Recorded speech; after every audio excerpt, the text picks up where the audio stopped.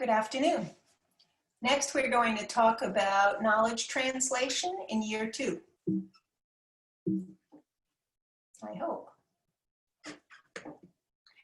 So year 2 doesn't run from January to December. It runs from October in 2019 to September in 2020. I want to summarize what we said our outcomes would be and our products for the grant over the whole entire length of the grant. So first of all, our first outcome would be that people with IDD learn to be part of the research that is about them. Next, we wanted to know how many people with IDD also have a mental health condition. Third, we want to know more about the health of people with intellectual and developmental disabilities. And fourth, we want to be able to help therapists who treat people with IDD to know how to treat them better.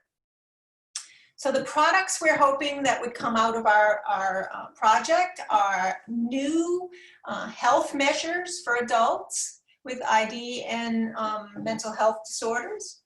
We wanted to help clinicians who care for adults with IDD, and we want to write scientific papers and policy briefs that people with IDD can understand, present what we learned at conferences, and teach others what we've learned. So this past year, we wrote several papers. Paper 9 is about increasing self-report in mental health assessment.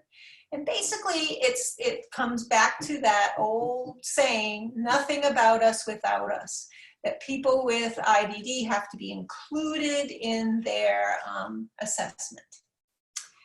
Paper 10 is a state of the field paper. So it tries to address the question, what is disability, what is health, and what is quality of life? Paper 10A,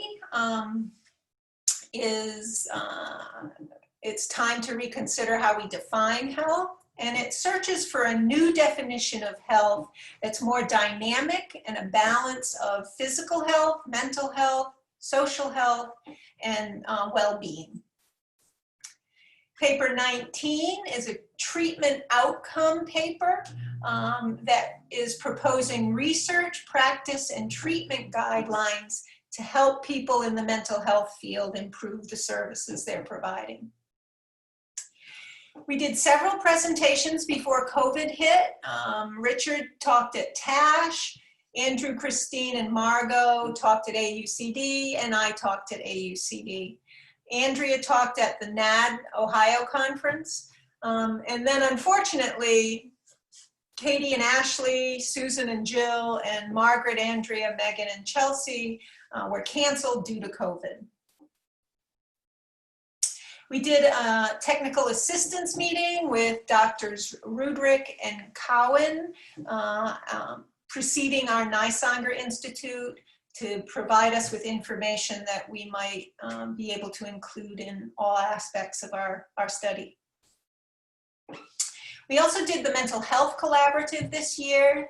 This is a group of folks from across the country that meet about every 3 months to discuss topics such as creating accessible health information, including people with ID and research, teaching professionals about mental health and ID, and how to adapt our services and programs after COVID.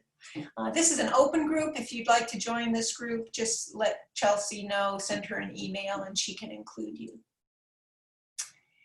What are the plans for year 3? Lots of papers. So papers on the state of the field once study 2 is done. Reaching invisible populations, people with ID who are not served by agencies or state or federal services. How we developed the FUNQUIL and the PROMIS.